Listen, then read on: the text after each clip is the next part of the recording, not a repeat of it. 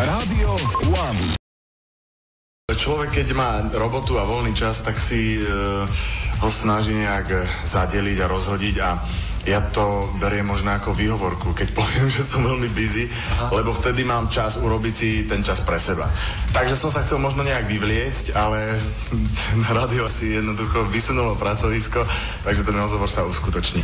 V dnešnej dobe je v móde ako keby hovoriť, že som strašne zaneprázdnený a nechcem sa toto schovávať, ale ide o to, že ako si rozbehnúť čas a aj rozhovory poskytovať je predsa len práca pre nás hercov. Ja som sa teraz presunul akoby pracovne do Čiech, kde nakrúcam seriál pre Českú televíziu.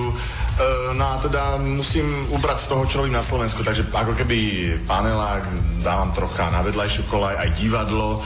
Takže takto vyzerá môj pracovný týždeň, že som viac menej na diaľnici medzi Bratislavou a Prahou. Panelák je taká nejaká bomboniera, z ktorej si človek pri bežných denných prácach ako žehlení a umývaní podlahy vyberá to, čo sa mu páči a dajme tomu ten maslák, možno, že aj keď je od začiatku vnímaný ako nejaká negatívna postava, tak on má v sebe aj niečo iné, možno ľudskejšie, možno niečo pozitívne a to sa páči aj mne ako hercovi, že sa to môže zahrať, alebo sa to možno páči aj divákom, že je to dosť nejednoznačná postava. Asi preto, no ale už čo, tak ja neviem vôbec prísť na koren tomu, že prečo je toľko lajkov na Facebooku, to vôbec nie. Boli ponuky aj z iných seriálov, ale ja si vždy tak ako spočítam, že čo je pre mňa výhodné, že či odísť a niečo stratiť, alebo teda začať niečo nové a čo tým získam. A môjim motom je, aby som teda sa nevyskytoval v dvoch seriáloch alebo v podobných postavách naraz v istej dobe a naozaj kalkulujem, ako každý kalkulujem. A určite nebudem krivdiť, keď poviem odvážne, že keď dostane herec ponuku od telky, tak vždy si skôr spočíta finančnú situáciu ako to, že čo tam bude napríklad hrať. Keď som ešte študoval na VŠMU, vtedy nejak u mňa ten koníček začal naberať do také nezdravejšej formy a pán režisér Strnísko mi povedal, že Jano, vy už necvičte, lebo budete za debíla.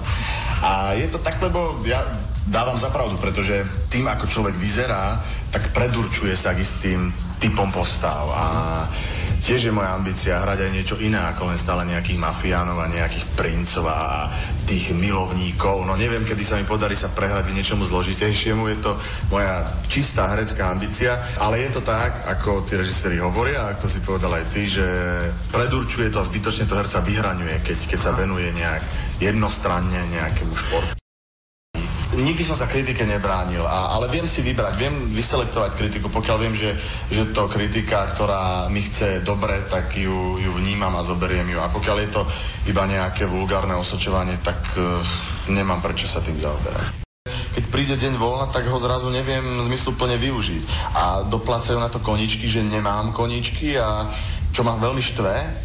A na žiadnom koničku systematicky nepracujem, takže blbé, keď mám zrazu voľno, tak ježiš, no tak čo idem teraz? Idem do lesa, turistika alebo niečo? Nie, lebo by som zistil, že nemám na to topánky, že nemám na to výbavu a takže je to dosť smutné, ale taká je doba a my sme ako keby na túto priazeň tej doby, ktorá teraz hercom praje, pretože sa veľa točí a každý herec hrá v seriáli, tak my sa ju pokúšame využiť, pretože sme žili dlho bez príležitosti.